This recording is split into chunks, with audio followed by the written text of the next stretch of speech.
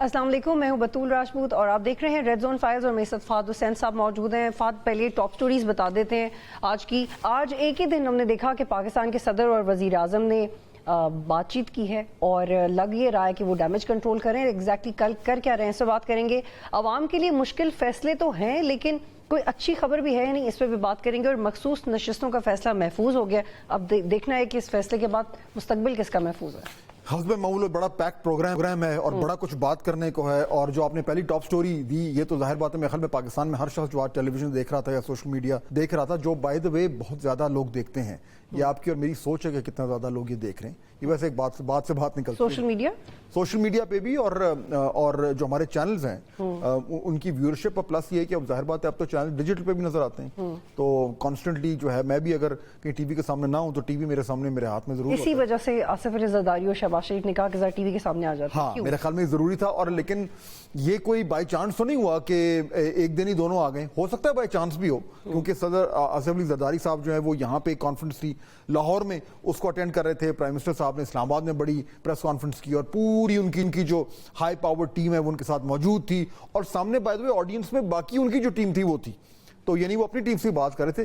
اچھا مجھے جو اسٹرائک کیا نا بطول آج ان دونوں بڑے یہ یعنی کہ جب سے یہ الیکشنز کے بعد یہ گورنمنٹ مارز وجود میں آئی ہے تو اس کے بعد یہ کم ہی ہوا ہے کہ صدر اور وزیر اعظم جو ہائیسٹ کانسٹیٹیوشنل آفس ہولڈرز ہیں وہ ایک ہی دن آ کر جو ہے اور وہ پبلکلی بات کریں.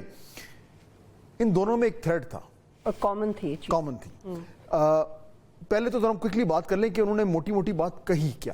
بالکل پہلے شہباز شریف. ہاں شہباز شریف صاحب کو آپ نے بھی دیکھا پرائم منسٹر کو، کیا اہم باتیں کی انہوں نے؟ شہباز شریف صاحب نے پہلے تو کہا کہ جی ہم نے ریٹیل پہ بھی ٹیکس لگانے کی کوشش کی اور پراپرٹی پہ بھی لگانے کی کوشش کی، لیکن جتنا لگ گیا ہے وہ کافی نہیں، اگلے سال مزید لگا دیں گے. بلکہ وہ کہہ رہے تھے کہ بلینز میں ہم ٹیکس اکٹھا کرنے جا رہے ہیں پراپرٹی پہ، ہوپ فلی وہی ہو جائے. دوسرا انہوں نے کہا کہ جو 200 یونٹ کی جو بار ہے اس کو جو لوگ استعمال کرتے ہیں ان کو 3 مہینے کے بعد ریلیف ملے گا. ابھی نہیں مل سکتا، معذرت کے ساتھ 3 مہینے انتظار کریں. لیکن 3 مہینے تک مل جائے گا ریلیف 3 مہینے تک.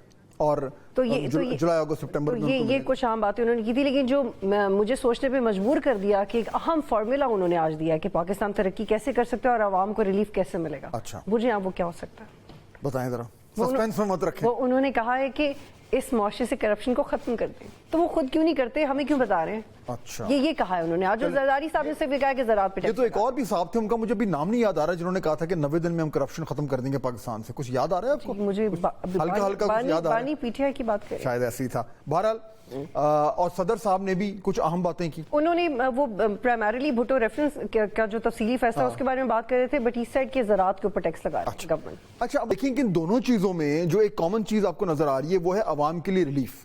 اور یہ کہ جی وہ لوگ جن کو عام طور پہ جن کے اوپر بوجھ نہیں ڈالا جاتا ہم ان کو بھی ٹیکس نیٹ میں لائیں گے. چنانچہ وزیر اعظم صاحب نے یہ بھی ذکر کیا کہ جو ریل اسٹیٹ ہے اس پہ بھی ہم کر رہے ہیں، اس پہ بھی ہم نے ٹیکس لگایا ہے.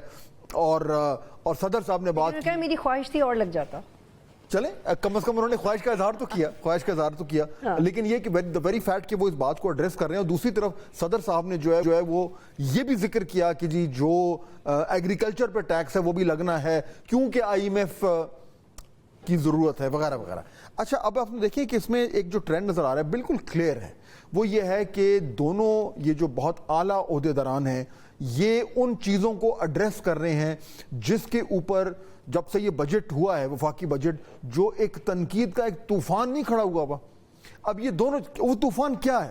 وہ طوفان یہ ہے کہ جی انہوں نے حکومت نے جو ہے وہ سیلریڈ طبقے پر سارا بوجھ ڈال دیا. وہ لوگ جو ہمیشہ سے ٹیکس دیتے آئے ہیں انہی کے اوپر اور زیادہ ٹیکس لاد دیا. اور وہ لوگ جن کو ٹیکس نیٹ میں لانا چاہیے ان کے اوپر جو ہے وہ کسی بھی طرح کی سختی نہیں ہوئی، ان کے اوپر کوئی ٹیکس نہیں لگایا گیا. اور جو پریویلیج لوگ ہیں ان کو جو ہے وہ چھوٹ دی گئی. اب یہ تنقید آ رہی ہے اور یہ تنقید بطول ایکچولی ٹھیک ہے کیونکہ بجٹ میں تو ہمیں یہ نظر آ رہا ہے.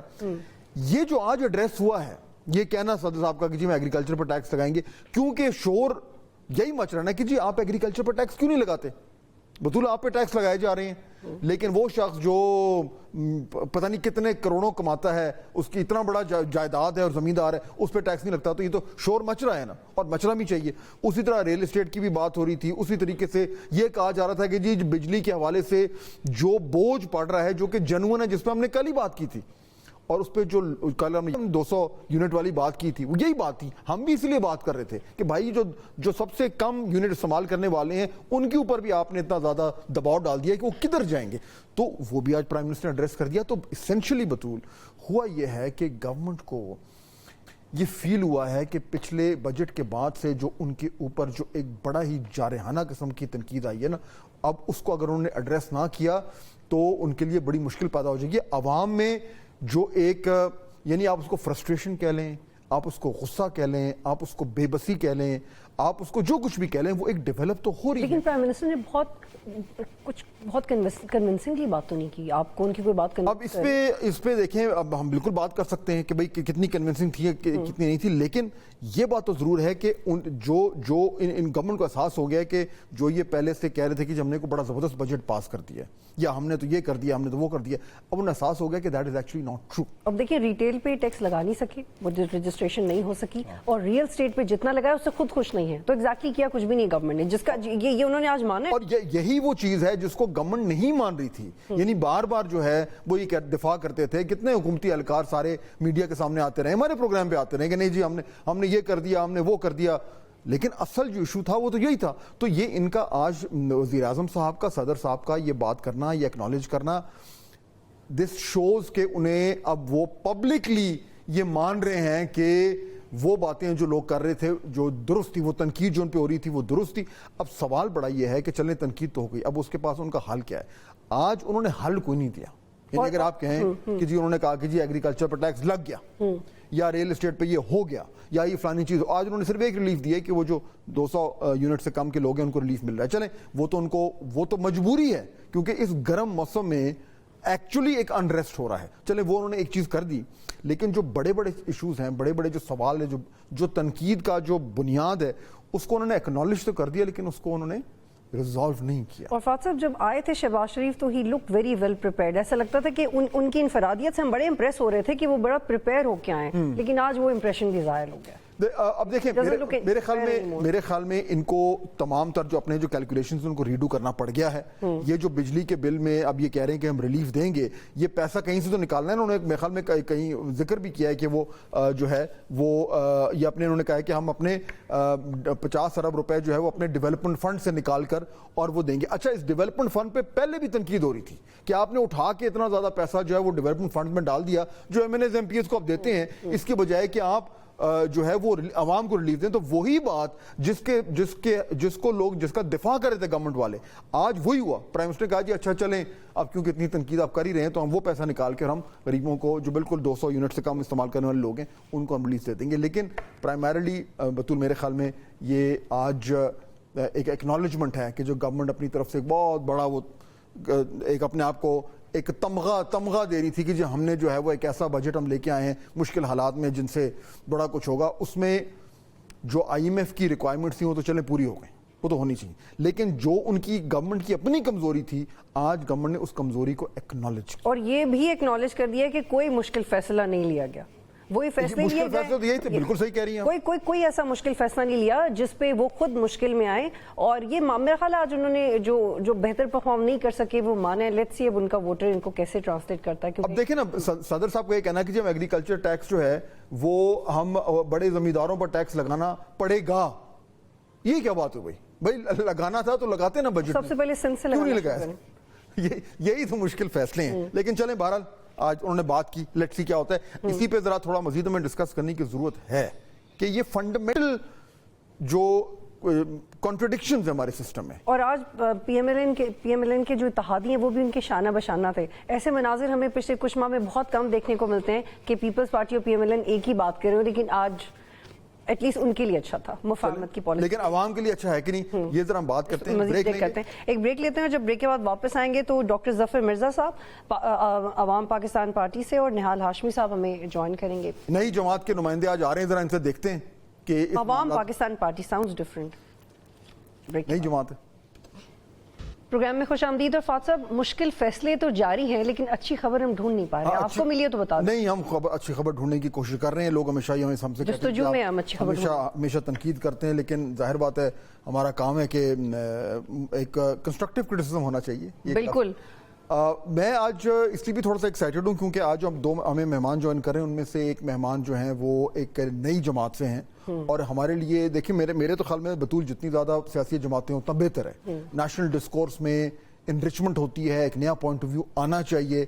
अवाम पाकिस्तान जो एक नई जमात आई है, शायद खाकान अब्बासी साहब उसके सरबराह हैं, मिफ्ता इस्माइल साहब हैं, डॉक्टर जफर मिर्ज़ा हमें जो ज्वाइन कर रहे हैं। मैं खुद ज़ाती तौर पर सुनना चाहूँगा कि जो इस टाइम जो प्रेजेंट कॉन्वर्सेशन हो रही है पाकिस्तान में, जो मैं और आप भी बात कर रहे थे, उसमें ये जो नई जमात आ रही है ये क्या इनपुट डालती है। क्योंकि देखें, हमें पहले से पता होता है कि नून ने क्या कहना है, पीपल्स पार्टी ने क्या कहना है, PTI ने क्या कहना है, JUIF ने क्या कहना है। It's all very predictable. तो अगर एक जमात आके और इस डिस्कोर्स में एक फ्रेश पॉइंट ऑफ व्यू ला रही है तो मेरे ख्याल में हमारी जमहूरियत के लिए अच्छा है। इसीलिए आज जरा जानते हैं। बिल्कुल, और इसीलिए हमें ज्वाइन करें डॉक्टर जफर मिर्ज़ा साहब अवाम पाकिस्तान पार्टी से हैं और निहाल हाशमी साहब हमें नून लीग से ज्वाइन करें। बहुत शुक्रिया आप दोनों का। Thank you very much. बल्कि डॉक्टर जफर मिर्ज़ा साहब, बात मैं आपसे शुरू करता हूँ। मैं और बतूल अभी ये बात कर रहे थे कि जो आज वज़ीर आज़म साहब ने भी आज बड़ी तफसीली प्रेस कॉन्फ्रेंस की है और इट जस्ट सो हैपन्स के सदर आसिफ अली जरदारी साहब ने भी आज एक तकरीब से खिताब किया और दोनों तरफ यही बात कर रहे थे कि जी हमें करप्शन ख़त्म करनी है, हमें एग्रीकल्चर पर टैक्स लगाना आना है, हमें आवाम को रिलीफ देना है।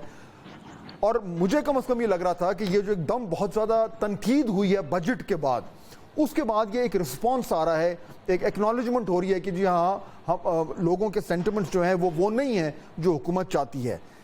ये क्यों हो रहा है? ये सारी बातें डॉक्टर जफर मिर्ज़ा, ये कहना कि जी हम ये करेंगे, हम वो करेंगे, करना और कहना कि जी करेंगे, ये फ्यूचर टेंस में क्यों बात हो रही है? जी फात साहब, बहुत शुक्रिया और मैं आपका बड़ा मशकूर हूँ कि आपने हमारी नई पार्टी को वेलकम किया है। जो बात आप कर रहे हैं जी वो बड़ी अहम बात है और मैं इसको इस तरह शुरू करूँगा कि अगर ये एहतजाज ना होता तो ये ना ये इक़दामात लिए जाते, ना प्राइम मिनिस्टर साहब ये प्रेस कॉन्फ्रेंस करते और ये समझ लिया जाता कि ये हमने ठीक किया है। दरअसल ये इस बात की निशानदेही करता है कि पाकिस्तान में जिस किस्म का मुआशरा और जिस किस्म की हुकूमत हमने कायम कर ली है, उसमें नाइंसाफ़ियाँ और जिस किस्म की नाइंसाफ़ी सिस्टम का हिस्सा बन गई है, वो समझा जाता है कि वो ठीक है, वो काबिल कबूल है सबके लिए।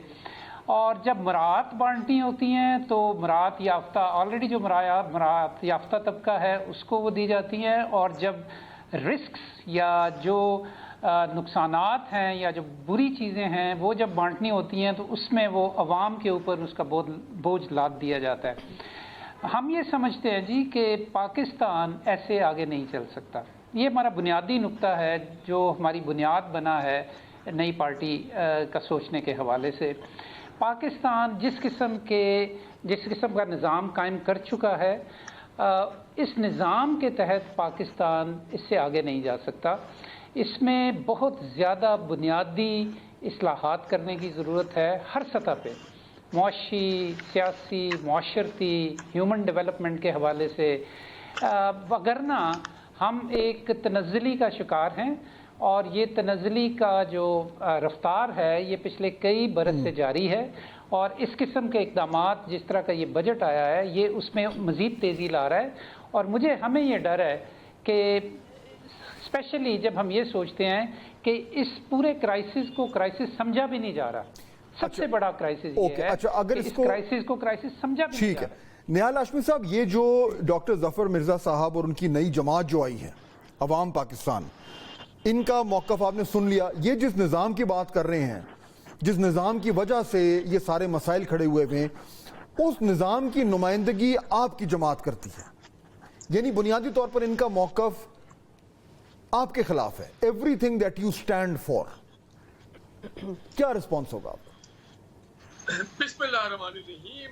देखिए कि ये जो निज़ाम है ये 1973 के आइन के तहत कायम किया गया है और 1973 के आइन से हट करके हम कोई निज़ाम नहीं लाते। हाँ, एक निज़ाम आ जाता है जब आमरीत आ जाए तो फिर मार्शल लॉ आ जाता है, फिर वो निज़ाम फौजी निज़ाम होता है, आमरीत का निज़ाम होता है, जमहूरी निज़ाम नहीं होता है। मगर जब भी अवामी सिविलियन होते हैं तो वो निज़ाम जो है वो वही निज़ाम होता है जो हर गवर्नमेंट के लोग इसी निज़ाम से चल गए। अब इसका मैं एक छोटी सी मिसाल दे दूँ।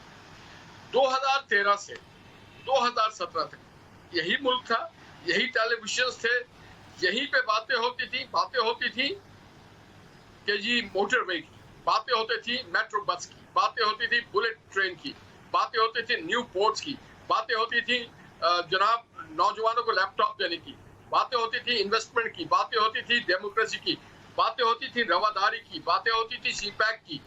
मगर अचानक उन बातों के दरमियान 2017 में धरने पे लोग आ गए और वो बात वहां। लेकिन यहाँ हाशमी साहब सॉरी माजरत के साथ अभी फहद हुसैन भी कह रहे थे कि हम फ्यूचर टेंस में खो जाते हैं, आपने पास्ट टेंस में शुरू कर दिया। सर खुदा का वास्ता है प्रेजेंट टेंस में आ जाएं ताकि हम इसका कोई सोल्यूशन भी निकाल सकें। देखिए ना मैं चुप करके बैठ के आपकी बातें सुनता रहूंगा। मैं यहाँ पे चुप करके सिर्फ सुनने के लिए नहीं आया हूँ, मैं जवाब भी दूंगा और आपको बहुत जिम्मेदारी के साथ जवाब दूंगा। जो निहाल हाशमी साहब सिर्फ एक चीज ऐड कर दूं, मैं एक चीज ऐड कर दूं ताकि थोड़ा सा आपके जवाब में हल्का सा डायरेक्शन आ जाए। नवाज शरीफ एक मुझे जुमला ऐड करने दें निहाल हाशमी साहब, जो जिस निजाम की बात कर रहे हैं ना जफर मिर्जा साहब, जिस निजाम की बात कर रहे हैं वो निजाम, उस निजाम के जो मुश्किल फैसले जो होने चाहिए थे ना इस वक्त वो थे कि जी आपने उन लोगों पे टैक्स नहीं लगाया जिन पे लगना चाहिए था। सर आप सुन तो ले, ये वो मुश्किल फैसला था। आपने बात ही पूरी नहीं करने दी। इसी निजाम में मिर्जा इस्माइल साहब भी थे जो टैक्स लगाते थे, इसी निजाम से सारे लोग निकल के गए। गलती फर्द की निजाम पे आप इल्जाम ना लगाएं, गलती फर्द की होती है, निजाम की नहीं होती है गलती। लालच की गलती हुई, तमा की गलती होती है, करप्शन की गलती होती है। अच्छा निहाल हाशमी साहब, अभी चलो मैं आपका ये आर्गुमेंट लेता हूँ। अगर ठीक है, अगर मैं यही आर्गुमेंट ले लूं कि निजाम की गलती नहीं है और फर्द वाहिद की या इंडिविजुअल की गलती है निहाल हाशमी साहब, तो फिर ये जो जिन लोगों पे टैक्स लगाना चाहिए था उन पे टैक्स नहीं लगा, ये किसकी गलती है? एग्रीकल्चर पे टैक्स अगर नहीं लगा या अगर रिटेल पे टैक्स नहीं लगा और अगर सारा बोझ सैलरीड क्लास पे डाला गया है, ये किसका कसूर है? तो सर ये अफराद चला रहे हैं, निजाम तो अफराद ही चला रहे हैं ना। प्लीज इसमें थोड़ा सा लगना चाहिए टैक्स, मगर किन किन पे लगना चाहिए टैक्स? हर कोई अपने दौर में टैक्स नहीं लगाता है। दूसरों पे तनकीद करना बहुत आसान होता है, उन सब चीजों पे टैक्स लगना चाहिए। और अब जाए जाके पार्लियामेंट में अपनी आवाज उठाएं। लेकिन यार हाशमी साहब हम तो तनकीद कर ही नहीं रहे, हम तो काम की बात करें कि काम क्यों नहीं हो रहा। शहबाज शरीफ साहब वजीर आजम है और वो ये मशवरा दे रहे हैं कि करप्शन खत्म होनी चाहिए। वो वजीर आजम है, करप्शन खत्म करनी चाहिए खुद। Sir you have to be the doer. एक दिन में खराब नहीं हुआ है, निजाम को खराब किया गया है, IMF के पास जाने के लिए मजबूर किया गया है। ये मीडिया वाले आप भी तो थे ना, कैंपेन चला रहे थे round the clock 24 hours. Imran Khan निजाम बदल रहा था, बदल दिया निजाम उसने पाकिस्तान का, बैठा दिया मैशत पाकिस्तान को। निहाल हाशमी साहब मुझे यकीन है कि कम से कम उसमें मैं और फहद हुसैन तो नहीं थे, लेकिन ये कि नहीं चले। आई थिंक निहाल हाशमी साहब का पॉइंट आ गया। डॉक्टर जफर मिर्जा जो बुनियादी इशू वो ये कह रहे हैं कि जी देखिए निजाम तो यही है, मौजूद है, 1973 का आइन है, उसके मुताबिक ये निज़ाम चल रहा है, आइन में सब कुछ लिखा हुआ है। इस निज़ाम को आप चेंज करते हैं तो मार्शल लॉ आ जाता है।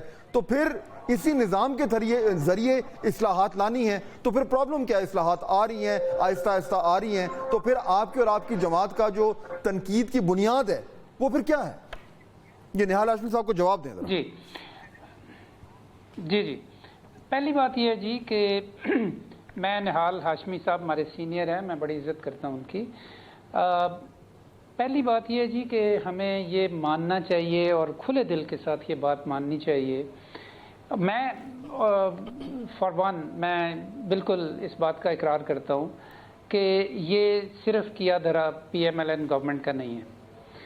ये एक्चुअली जितनी भी गवर्नमेंट्स रही हैं, जितनी भी सिविलियन गवर्नमेंट्स रही हैं, जितनी भी ऑटोक्रेटिक गवर्नमेंट से तो आप एक्सपेक्ट ही नहीं करते, तो ये तमाम गवर्नमेंट्स को इसकी जिम्मेदारी लेनी पड़ेगी जी।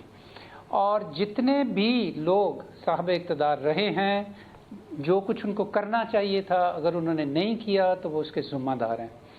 हमें इस बात से कि उन्होंने ऐसे किया और उन्होंने कैसे किया, हमें इससे ज़रा ट्रांसेंड करके सोचने की ज़रूरत है कि पाकिस्तान आज अगर इस नुक्ते पे आ गया है कि जहां आम आदमी की हर लिहाज से ये इकोनॉमिक जो उसकी सिचुएशन है वो तो एक इशू है ना जी, हर तरह के राइट्स, उसके सिविल और पॉलिटिकल राइट्स की जो सूरत हाल है, उसके जो सेहत, उसकी तालीम, उसकी रोज़गार, उसकी आज़ादियाँ, हर तरह डॉक्टर साहब उनकी जो हालत है, ठीक है, अगर आज आपको ये बात आपकी ओवरऑल ठीक है, लेकिन अगर आज आपको आपकी हुकूमत होती जिस तरह निहाल हाशमी साहब की पार्टी की हुकूमत है, अगर आपको वो मुश्किल फैसले करने होते, वो कौन से मुश्किल फैसले हैं जो इनकी गवर्नमेंट ने नहीं किए, जो अगर आपकी गवर्नमेंट होती तो आप कर लेते? वो देखें, मैं आपको दो मिसालें देता हूं, और लेकिन उससे पहले एक बुनियादी आपको बात बताना चाहता हूं, और वो ये है कि हमें पता है कि IMF की कंस्ट्रेंट्स हैं, उसकी जो भी वजूहात हैं, हम आज यहाँ खड़े हैं कि हमें एक कंस्ट्रेंट एनवायरनमेंट के अंदर ये बजट बनाना पड़ा है, हमें ये पता है। क्वेश्चन ये है कि क्या ये बजट इससे मुख्तलिफ भी बनाया जा सकता था इन कंस्ट्रेंट्स में रहते हुए, कि हम आम आदमी को ज़्यादा रिलीफ देते और वो लोग कि जिनकी इस्तात है कि वो ज़्यादा इसका बोझ उठा सकते थे, उसको एक्विटी की बेसिस के ऊपर वो करते। मैं आपको एक मिसाल देता हूँ। पाकिस्तान के अंदर हमने सैलरीड जो क्लासेस हैं उनके ऊपर तो जो टैक्स दे रहे हैं उसके ऊपर सरचार्ज भी लगा दिया है। डॉक्टर साहब थोड़ा सा टाइम खत्म हो रहा है हमारे पास, बिल्कुल मुख्तसर काइंडली।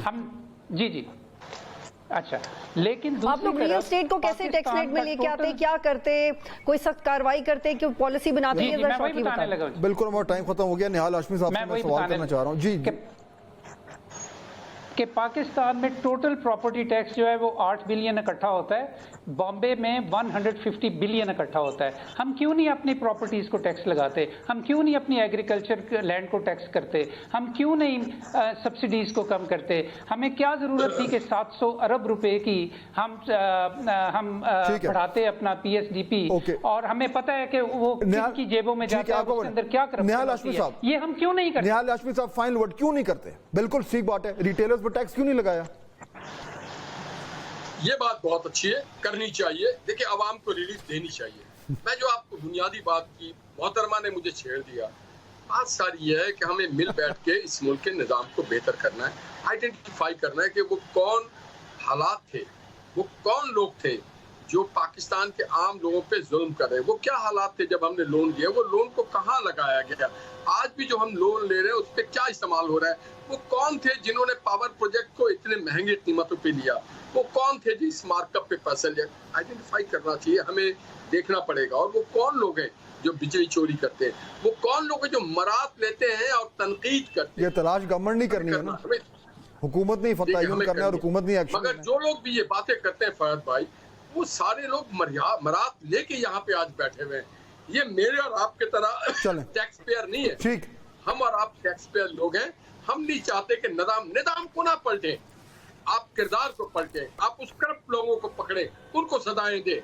निजाम तो बेहतरीन निजाम है, ठीक हो गया, वक्त खत्म हो गया। पाकिस्तान का बेहतरीन निजाम है, पार्लिमानी निजाम बेहतरीन निजाम है, मगर जब हम अपनी सर यही तो आपसे रिक्वेस्ट करें कि आप पकड़े सर, प्लीज आप पकड़े। बहुत शुक्रिया प्रोग्राम में ज्वाइन करने के लिए। थैंक यू वेरी मच, आप दोनों ने जो हमें ज्वाइन।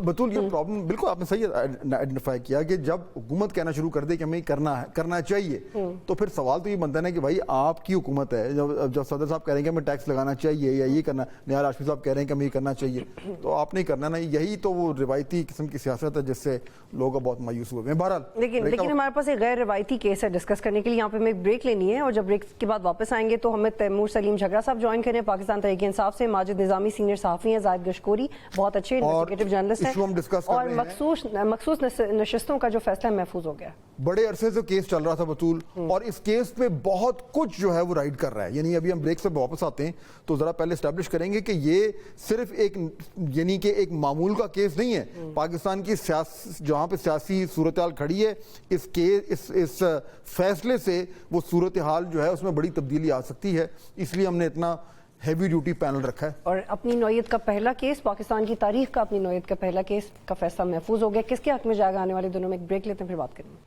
प्रोग्राम में खुश आमदीद। और फाद आज हमने एक अहम डेवलपमेंट देखी कि रिजर्व सीट्स का फैसला महफूज हो गया है, और बड़ा नेक टू नेक है कि क्या होने जा रहा है। बिल्कुल, और वो फैसला जो है वो इसलिए भी इम्पोर्टेंट है क्योंकि ये 22 सीटें हैं जो रिजर्व सीट्स थी, जो कि पहले रूलिंग कोलिशन को दे दी गई थी, जो और जो सुन्नी इत्तेहाद काउंसिल है पीटीआई उन्होंने कहा था जी तो हमारा हक बनता है, हमारी सीटें उनको आप क्यों दे रहे हैं। तो अब उसके ऊपर फैसला आना है कि ये सीटें किसको मिलनी हैं।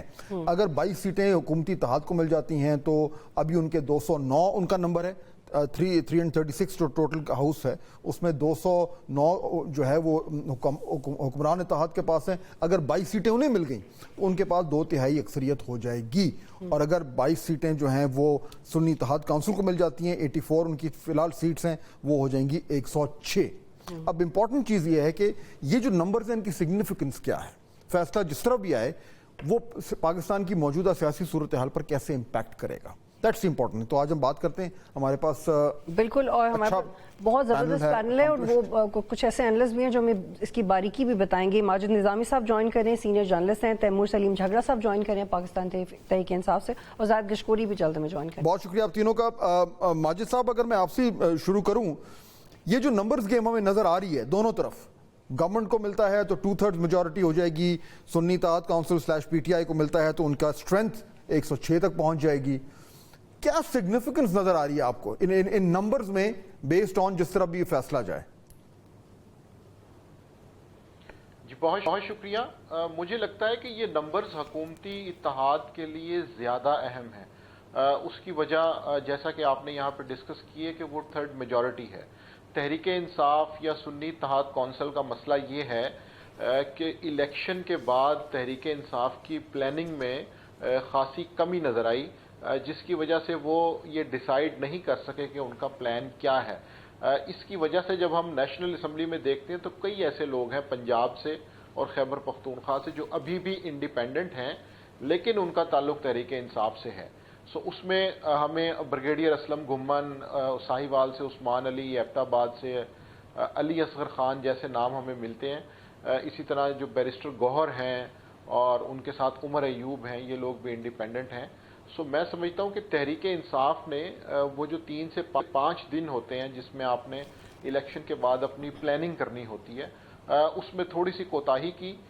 इसके साथ साथ चूंकि वो पहले ही 2 साल से एक सियासी जबर का सामना कर रहे थे, तो वो एक सॉफ्ट ग्राउंड मिल गया जिसकी बुनियाद पे हुकूमती इत्तेहाद ने अपनी प्लानिंग कर ली।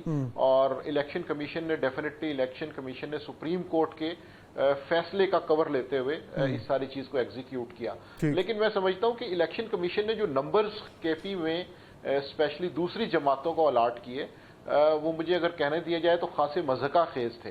अगर उन सीटों को ओपन रखा जाता या अदालत के फैसले की जानिब उसका इंतजार किया जाता या उसकी कोई और सूरत निकाल ली जाती तो फिर भी वो थोड़ा सा समझ में आता था। लेकिन जब वो नंबर्स ऐसे डिवाइड किए गए कि नून लीग को, JUIF को, पीपल्स पार्टी को जिसने 1 सीट जीती उसको 2 मिल गई, जिन्होंने 2 जीती हैं उनको 3 मिल गई, जिन्होंने 6 सीटें जीती हैं उनको 10 मिल गई, तो उससे वो जो एक फैसला था उसकी क्रेडिबिलिटी मुतासिर हुई। इलेक्शन कमीशन ने तो बहुत कुछ ऐसा किया जो कि मज़ाका खेज है, इसकी तो बड़ी लंबी फहरिस्त बनाई जा सकती है। मैं तैमूर सलीम झगड़ा साहब की तरफ जाता हूँ, लेकिन उससे पहले जाहिद गशकोरी, आपने भी हमें ज्वाइन किया, शुक्रिया। ये जो 2/3 अक्सरियत अगर गवर्नमेंट को मिल जाती है, ये क्यों गवर्नमेंट इतनी एक्साइटेड है, क्या करना क्या चाह रहे हैं? बहुत सारी बातें हम भी सुने, मैं भी शेयर करूंगा आपके साथ। आपकी क्या राय है, ये 2/3 की एक्चुअल सिग्निफिकेंस गवर्नमेंट के लिए क्या है? What are they wanting to do? साहब, आपने मेरे से सवाल किया है? जी जाहिद साहब।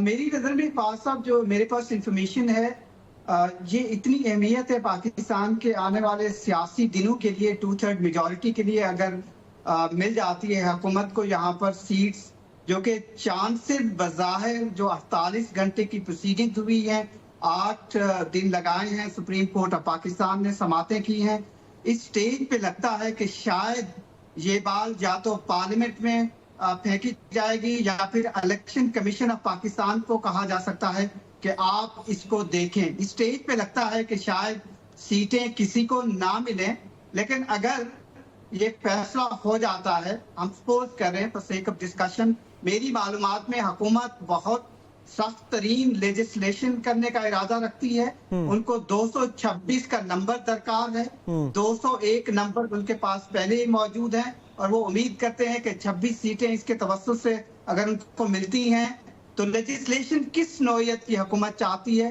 2/3 میجورٹی کس لیے درکار ہے حکومت کو.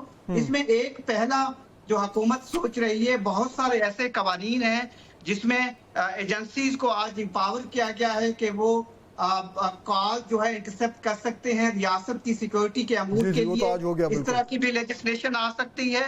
دوسرا مجھے لگتا ہے کہ حکومت ملٹری کورٹس پہ بھی کوئی آرڈر لے سکتی ہے. اس کے علاوہ قانون سازی انہی ریزرو سیٹس کے بہت ساری ایسی سیٹیں جس کے لیے حکومت قانون سازی آئین کو اس میں کچھ جو ان کی کلازز ہیں وہ شاید تبدیل کرنا چاہے امپاور کرنے کے لیے اپنے آپ کو، بلکہ جو موجودہ سیاسی نظام ہے پچھلے 3 سال میں جو ہوتا رہا ہے، جو کہ نظریہ ضرورت کے تحت بھی کچھ قوانین گورنمنٹ لا سکتی ہے، یعنی اس میں ایک لمبی فہرست ہے. تیمور سلیم جھگڑا صاحب، یہ جو ابھی زاہد گشکوری صاحب جو بات کر رہے تھے، obviously اس میں بہت سارا کنجیکچر ہے، سننے میں باتیں آ رہی ہیں، آپ بھی سن رہے ہوں گے.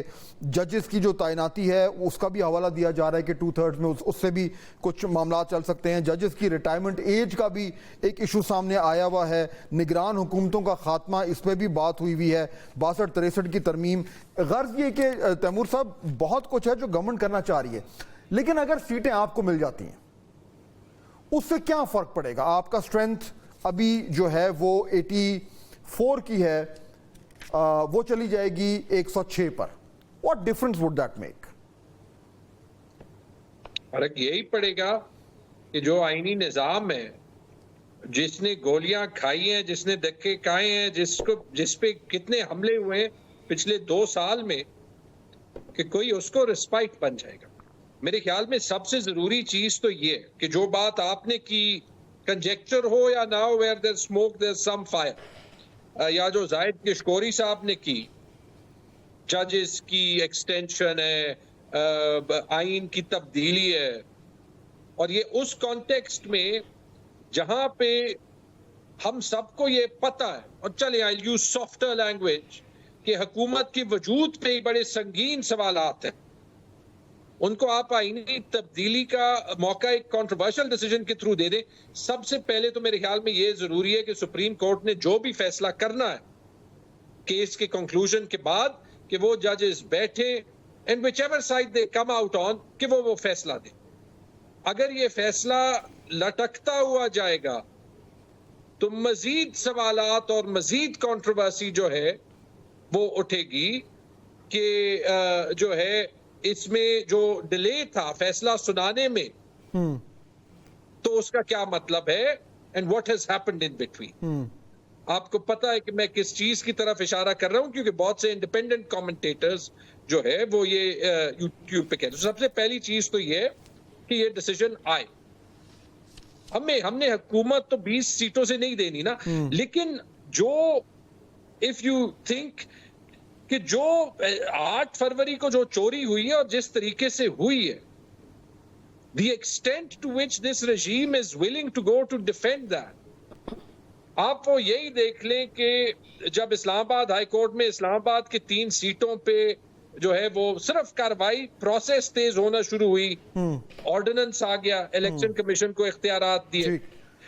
اس کے بعد جو ہے وہ الیکشن کمیشن نے کیسز ایک جج سے بغیر کسی ثبوت کے، بغیر کسی الزام کے لے لیے. اب جب وہ کیسز جج کے پاس واپس آ گئے ہیں تو ان پہ سوشل میڈیا پہ کیمپینز چل رہی ہیں. مطلب اٹس مائنڈ بلوئنگ کہ ایک بندہ 50 سال کی عمر یا اس سے زیادہ کا ہو گیا، اس کی ڈگری کا مسئلہ نہیں ہوتا تھا، جیسے ہی وہ 8 فروری کی ریگنگ کی تفتیش کر رہا ہے، ہمیں نتیجہ نہیں پتا which way he will come out. بالکل آئی ایگری وتھ یو. وہ اس کی ٹائمنگ تو کچھ زیادہ ہی کنوینئنٹ ہے. بٹ یہ جو ابھی آپ نے اسی کیس کی بات کی، ماجد نظامی صاحب، میں ایکچولی میں ادھر ہی آنا چاہ رہا تھا. دیکھیں تھوڑا سا، کیونکہ ہمیں تو نہیں پتا فیصلہ کیا آ رہا ہے، اور آبویسلی تیمور صاحب جو بات کر رہے ہیں میں اس سے اتفاق کروں گا کہ فیصلہ آنا چاہیے ادھر ون وے اور دی ادر. اچھا، اب لیٹس اسیوم کہ ہم کنجیکچر ہی کریں. ہم نے یہ تو بات کر لی کہ جی اگر گورنمنٹ کو ماجد صاحب یہ سیٹیں مل گئیں تو 2/3 ان کو مل گئی، پھر وہ بہت کچھ کر سکتی ہیں، جو ابھی زاہد گشکوری صاحب بھی بات کر رہے تھے. لیکن اگر پی ٹی آئی کو یا ایس آئی سی کو سیٹیں مل جاتی ہیں، let's assume for a second, اور میں اس میں ایک مفروضہ اور ڈال دیتا ہوں جو ابھی تیمور صاحب جو بات کر رہے تھے، جو یہ ٹرائبیونلز کا کیس چل رہا ہے، اس میں جو 3 اسلام آباد کی سیٹیں ہیں وہ بھی پی ٹی آئی کو مل جاتی ہیں. لیٹس اسیوم فار آرگیومنٹ سیک ان کی سیٹیں ہو جائیں گی 109. اب 109 سیٹوں سے ماجد صاحب جو پریزیڈنٹ ڈسپینسیشن ہے وہ تو چینج نہیں ہوتی. لیکن اس کی پولیٹیکل سگنیفیکنس، پولیٹیکل امپیکٹ کیا ہوگا اس وقت جو موجودہ صورتحال ہے اس پہ؟ اتنی بڑی وکٹری اگر ملتی ہے SIC کو، اس سے کوئی یعنی کہ ایک سگنیفیکنٹ اور کوانٹیٹیو امپیکٹ پڑے گا آپ کے خیال میں؟ جی مجھے لگتا ہے کہ اسمبلی کی نمبر گیم اس وقت میٹر نہیں کر رہی. اس وقت میٹر یہ کر رہا ہے کہ گزشتہ 2 سال میں تحریک انصاف کے ساتھ جو کچھ ہوا ہے اس کو ہم آئسولیشن میں نہیں دیکھ سکتے، اس کو ہم کیس ٹو کیس اس کے میرٹس کے اوپر نہیں دیکھ سکتے. اگر ہم 109 یا 106 کے نمبر کی بات کرتے ہیں تو مجھے لگتا ہے کہ وہ امپورٹنٹ نہیں ہے. امپورٹنٹ یہ ہوگا کہ 2 اہم معاملات پر حکومت کو اور ریاست کو پسپائی اختیار کرنی پڑے گی، اور اس پسپائی کا مطلب یہ ہے کہ اس کی بنیاد میں جتنے اقدامات اس سے پہلے ہوئے یا اس کی بنیاد پہ بعد میں جتنے اقدامات کیے گئے وہ سارے کے سارے متنازع ہو جائیں گے، اور اس کے اوپر پھر ایک ڈسکشن سٹارٹ ہو جائے گی کہ کیا ان 2 واقعات کے علاوہ بھی جو چیزیں ہیں کیا وہ میرٹ پہ ہوئی، کیا وہ درست تھیں. تو مجھے لگتا ہے کہ تحریک انصاف کے لیے نمبر گیم اس وقت میٹر نہیں کر رہی. ان کے لیے یہ چیز میٹر کر رہی ہے کہ کیا انہیں اس چیز میں اگر ریلیف ملتا ہے تو ان کا جو ایک سبسٹینس ہے، ان کا جو ایک موقف ہے، اس کے اندر ایک اضافہ ہوگا، اس میں شدت آئے گی کہ دیکھیں ہم یہ کہہ رہے ہیں کہ ہمارے ساتھ زیادتی ہوئی. لیکن ماجد یہ جو آپ ابھی بات کر رہے ہیں نا، جی ماجد ایگزیکٹلی یہی بات اطہر من اللہ صاحب اس سماعتوں میں دہراتے رہے ہیں. تو میں آپ سے یہ جاننا چاہتی ہوں کہ یہ جو آپ بات کر رہے ہیں، جو اطہر من اللہ صاحب بات کر رہے ہیں، اگر یہ آنے والے وقت میں PTI کے لیے انفولڈ ہوتی ہے ان کے فیور میں، تو اس میں کون سے 2 فیکٹرز امپورٹنٹ ہوں گے یا آپ کو لگتے ہیں ابھی فیصلے میں؟ انٹرا پارٹی الیکشنز یا بلے کا نشان جو واپس ہوا، یہ کون سا فیکٹر ہے جو امپورٹنٹ ہے؟ دیکھیے یہ دونوں ایسے پوائنٹس ہیں کہ جن کے اوپر ڈسکشن کی جا سکتی ہے. اس میں اگر ہم پیپر ورک کی بات کریں تو تحریک انصاف کا قصور بھی نکالا جا سکتا ہے، لیکن ہم نے یہ دیکھنا ہے کہ کیا اس کی بنیاد پر ایک جماعت کے کروڑوں ووٹرز کو اس حق سے محروم کیا جا سکتا ہے یا نہیں. میں اس کو سپریم کورٹ کی جو فیصلہ ہے ذوالفقار علی بھٹو کیس پہ، اس سے تھوڑا سا مختصراً ریلیٹ کرنا چاہوں گا کہ ہم اگر ماضی کے اوپر بات کریں اس سے بہتر ہے کہ ہم حال کے جو اپنے فیصلے ہیں بالکل ان پہ کے اندر میرٹ کا خیال رکھیں اور اس کے اندر سیاسی انتقام کا تاثر نہ آنے. ٹھیک ہے. اور اگر یہ تاثر ہم نے ختم کرنا ہے تو زاہد گشکوری صاحب کوئکلی، ہمارا ٹائم ختم ہو رہا ہے، میں آپ سے تیمور صاحب سے دونوں سے بات کرنا چاہوں گا. زاہد تو ابھی کیا سن رہے ہیں آپ بڑی کلوزلی ان معاملات کو دیکھ رہے ہوتے ہیں، گورنمنٹ کے اندر کوئی تشویش پیدا ہو رہی ہے کہ اگر یہ ورڈکٹ، یہ فیصلہ ان کے حق میں نہ گیا تو ان کو جو سیاسی امپیکٹ ہوگا وہ کتنا زیادہ ان کو افیکٹ کرے گا؟ یہ کچھ تشویش، کوئی پریشانی نظر آ رہی ہے آپ کو؟